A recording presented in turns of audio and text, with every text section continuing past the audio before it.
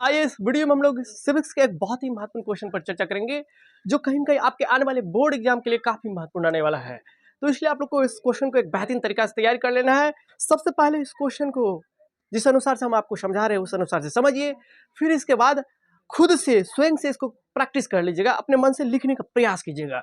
तो चलिए ना दोस्तों, इस प्रश्न को एक बेहतरीन तरीका से समझ लेने का प्रयास करते हैं। देखिए, इस वीडियो के अंदर में हम लोग एक बेहतरीन तरीका समझने का प्रयास करेंगे कि आखिरकार लोकतंत्र किस तरह उत्तरदायी एवं वैध सरकार का गठन करता है। उत्तरदायी एवं वैध सरकार के गठन करने का मतलब क्या होता है?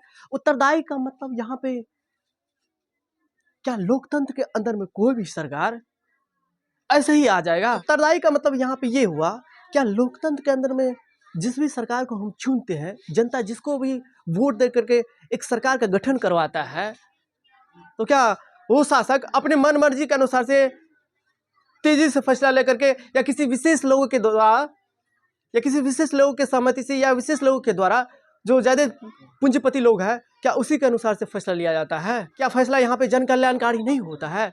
क्या यहाँ पे कोई भी फैसला जनता की इच्छा और आकांक्षा को पूर्ति करने के लिए नहीं बनाया जाता है? क्या लोकतंत्र के अंदर में कोई भी सरकार आती है तो उसका मुख्य कर्तव्य ये नहीं होता है कि जनता की जन कल्याणकारी योजनाएं ला करके जनता की इच्छा आकांक्षा को पूर्ति किया जाए?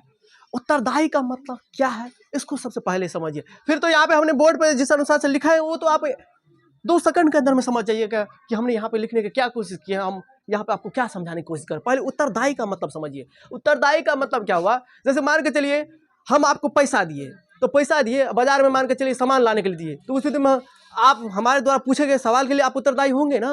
हम पूछेंगे ना, बाबू रे तुमको हमने 50 रुपया दिया तो 50 रुपया का तुमने क्या क्या किया, जो सामान कहे थे लेने के लिए वो सामान लिया कि नहीं लिया, और अपने मनमानी के अनुसार से इधर उधर पैसा उड़ा दिया फिल्म देखने में या इधर उधर। गार्जियन सब जो पैसा देता है बच्चा को पढ़ने के लिए, तो गार्जियन सब पूछेगा ना कि तुमको जो इतना रुपया दिया तो तुमने इतना इतना रुपया को इतने इतने रुपया को कहाँ कहाँ खर्च किया। नहीं तो जनरली गार्जियन पूछता ही नहीं है, इसलिए बच्चा हो जाता है गलत चीजों का शिकार, इसलिए बच्चा जिंदगी में फेल हो जाता है। गार्जियन को भी क्या होना चाहिए, थोड़ा ख्याल रखना चाहिए बच्चों को। जो हम पैसा इन्वेस्ट कर रहे हैं कहीं पर, 1 रुपया का मोबाइल लेते हैं, 1 रुपया का मान के चले किसी दूसरे व्यक्ति को देते हैं तो उसका ख्याल रखते हैं, लेकिन बच्चों को देते हैं पैसा, क्या उसका ख्याल रखते हैं? ख्याल नहीं रखते। इसीलिए हमारा बच्चा गलत चीजों में फंस करके उसका शिकार हो जाता है और हमारा बच्चा फेल हो जाता है जिंदगी में। तो ठीक उसी तरह से यहाँ पर भी क्या होती है, यहाँ पर भी जो सरकार हम लोग के बीच में देखने को मिलती है वो जनता की इच्छाओं आकांक्षाओं को पूर्ति करने के लिए उत्तरदायी है।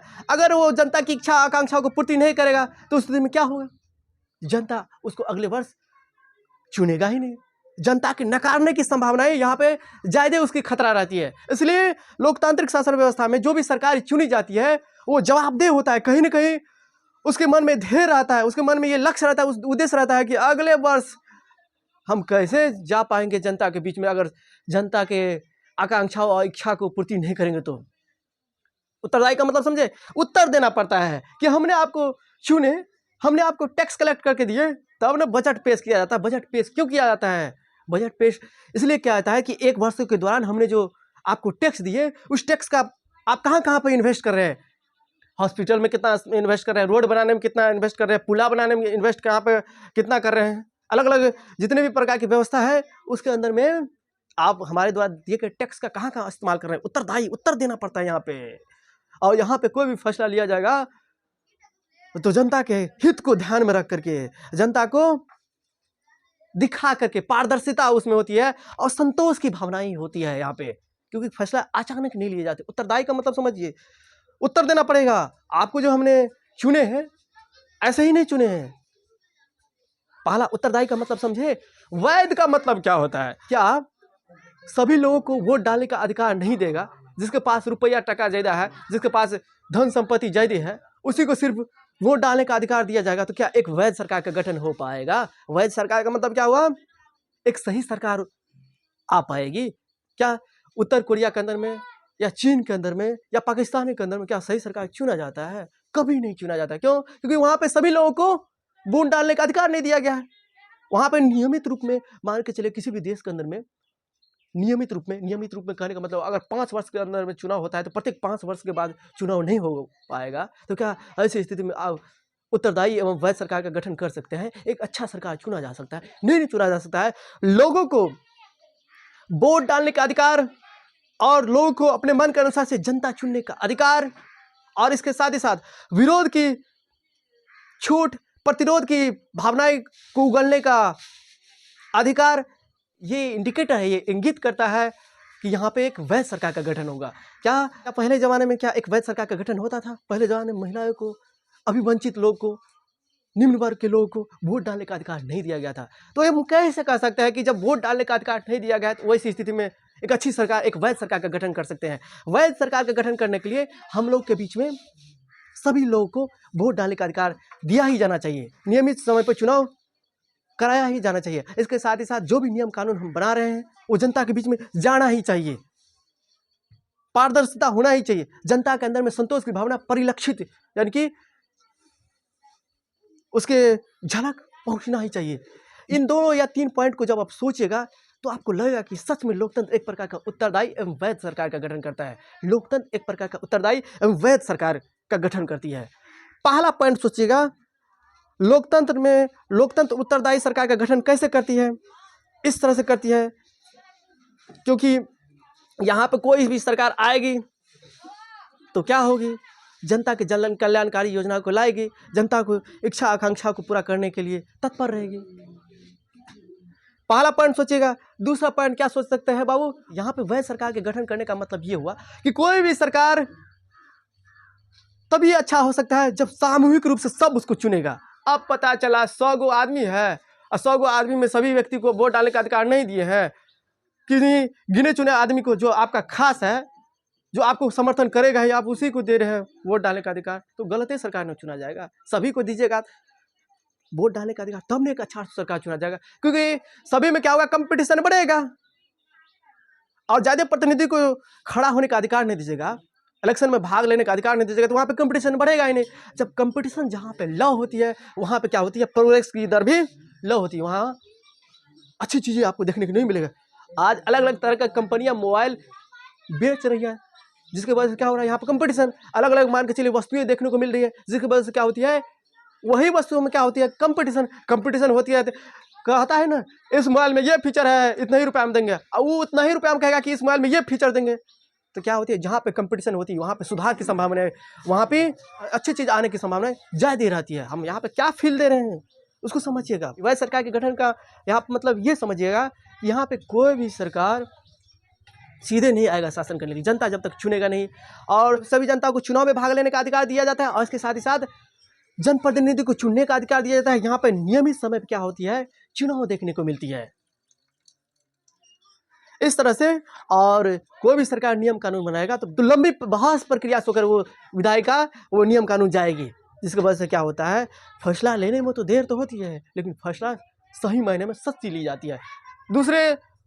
दूसरे शासन व्यवस्था की तुलना करें, यदि लोकतंत्र की तुलना गैर लोकतांत्रिक शासन व्यवस्था से करें तो बड़ी ही थोड़ी तत्काल के लिए कहिएगा तो बड़ा निकलेगा। एक के व्यक्ति के पास पावर है, तुरंत नियम कानून लिया, तुरंत प्रभावी, तुरंत लागू भी कर दिया। लेकिन जब गौर से देखिएगा, तुरंत तो नियम कानून ना लिया, तुरंत प्रभावी भी कर दिए, प्रभावी का मतलब लागू भी कर दिए। लेकिन अगर आप गौर से देखिएगा तो आपको निराशा ही, आपको दिक्कतें होगी मन में। तेजी से फैसला ले लिए, हम अपने देश को मजबूत बनाने के लिए एटम बम बनवाएंगे, परमाणु बम बनाएंगे। एटम बम, परमाणु बम बना करके उस समय सोच रहे थे हाँ हम मजबूत बनेंगे, हम शक्तिशाली बनेंगे, हम पे कोई दुनिया देख नहीं सकता बुरी नजर से। इस तरह से भावनाएं पूरा जोश में आके बना लिए क्या सब कुछ, अलग अलग तरह का मिसाइल, अलग अलग तरह। आज जनता इधर भूखे मर रहा है, उधर बना लिया, उसका कोई काम ही नहीं है, घर के अंदर में रखे हुए हैं। लेकिन वही फैसला अगर थोड़ा सोच समझ के लिया जाता कि थोड़ा पैसा उधर भी लगाएंगे अपने देश को मजबूत करने के लिए भी, और थोड़ा पैसा जनता में भी लगाएंगे। क्या उत्तर कोरिया बहुत विकसित है इंडिया की तुलना में? क्या उत्तर कोरिया के अंदर में जो लोग रह रहे हैं क्या सुखी है? नहीं है सुखी। तो इसलिए यहाँ पे फैसला लिया जाता है देरी से। कहाँ पे? लोकतांत्रिक शासन व्यवस्था में। लेकिन फैसला लिया जाता है जनता के जन कल्याणकारी हितों में, और ये फैसला जो विलंब से लिया जाता है वो ठीक ही होता है। देर आए दुरुस्त आए। ये क्या हुआ? तेज आए और तेज से चले भी गए, ये अच्छी बात नहीं है। तो हम ये आशा कर सकते हैं कि हमारे द्वारा यहाँ पे जिन जिन पॉइंट पर समझाने की कोशिश किया जा रहा है उसको आप लोगों ने एक बेहतरीन तरीका से समझे होंगे। अब यहाँ पर देखिए बोर्ड पे जिस अनुसार से लिखा है उसको एक बार देखिएगा, ऑटोमेटिक आपको समझ में आ जाएगा। बातों को समझे। सभी लोग को वोट डालने का अधिकार और अपने प्रतिनिधि को चुनने का अधिकार है, और जनता की आकांक्षाओं एवं इच्छा को पूर्ति करने का अधिकार है। पूर्ति करने के लिए बाध्य है कौन? सरकार। और यहाँ पे कोई भी नियम कानून अपने मनमानी के अनुसार से, मनमोजी के तरीका से विशेष लोगों के भलाई के लिए, पूंजीपति लोगों के भलाई के लिए यहाँ पे वैसी कानून व्यवस्था नहीं देखने को मिलती है। शीघ्रता से फैसला नहीं लिए जाते। भाई बहुत ही लंबी प्रक्रियाओं के द्वारा पहले तो संसद में हंगामा होगा बिल पास करवाने के लिए, इधर उधर बहसबाजी होगा, पक्ष और विपक्ष में दोनों में लड़ाई होगा, इधर उधर। लड़ाई का मतलब क्या हुआ? बात बहस, पूरा इधर उधर का बहस होगा, उधर से कहेगा ये, उधर से कहेगा, तब लंबी प्रक्रिया के बारे में सहमत होगा आपस में आधे से अधिक संसद, तो नियम कानून हमारे बीच में आएगा ना। पारदर्शिता होती है। नियम कानून क्या बना रहे हैं? जनता के बीच में जाता है, जनता समझता है, तब ने जनता उसका विरोध कर पाएगा। विरोध नहीं कर पा रहे हैं तो इसका मतलब क्या हुआ? विरोध नहीं कर पा रहे हैं तो इसका मतलब सीधा है कि आप गलत चीजों में जी रहे हैं, गलत सरकार, गलत प्रकार के शासन व्यवस्था में जी रहे हैं। विरोध की भावनाएं, प्रतिरोध क्या होती है? प्रतिरोध क्या देती है हम लोग को? सुधार की संभावना। हमेशा जब आपका विरोध होते रहेगा, हमेशा कहने का मतलब क्या हुआ? जब आप गलती करते रहते हैं, जब आप ऐसे कानून को बना रहे हैं जो कानून जनता के लिए अच्छा नहीं रहेगा भविष्य में, अगर इस तरह के कानून में अगर विरोध हो रहा है तो वहां पे सुधार की संभावना। सुधार करेगा सरकार। आज नरेंद्र मोदी ही को देखिए ना, बजट में किस तरह के सुधार किया है, बहुत तरह के सुधार किए हैं। तो आइए अब देखिए बोर्ड पे हमने किस तरह से लिखा है उसको भी समझिए।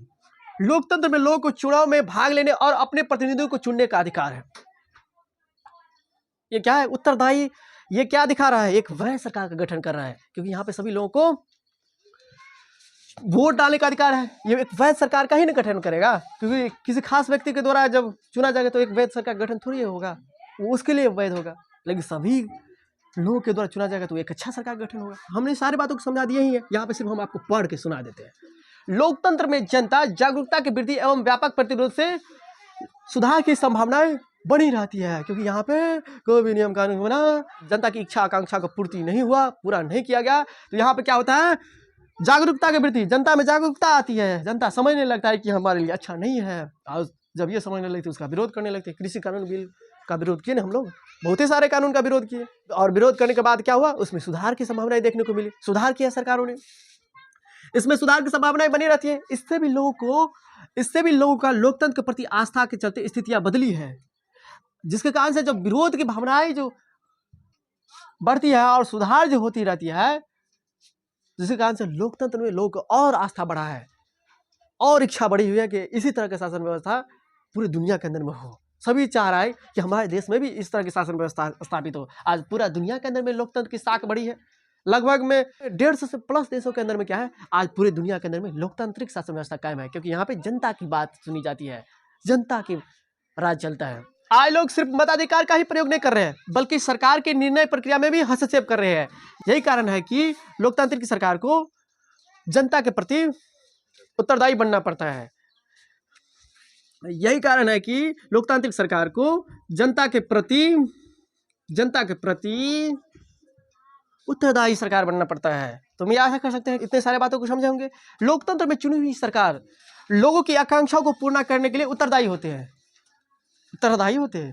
जो जनता ने जिस कारण से तुमको वोट दिया, चुनाव के समय में तुमने बहुत उछल के वादा कर लिया, हम आएंगे सत्ता में तो ये करेंगे वो करेंगे, तुम लोग को राशन का व्यवस्था करेंगे, तुम लोग को जो है चौकी पलंगड़ी का व्यवस्था करेंगे, तुमने चौकी पलंगड़ी ला के दिया ही नहीं ना। सरकार द्वारा जो फैसला लिए जाते हैं वो भी जल कल्याणकारी होता है, क्योंकि लोकतंत्र में फैसले बहस मुहासबादी के बाद ही लिए जाते हैं तथा फैसले को विधायिका की लंबी प्रक्रिया से होकर गुजरना पड़ता है। इसलिए लोकतांत्रिक व्यवस्था में पारदर्शिता एवं संतोष का भाव झलकता है। ये सारे बातों को देख करके हमें ये एहसास होता है कि लोकतांत्रिक शासन व्यवस्था एक उत्तरदायी एवं वैध सरकार का गठन करता है।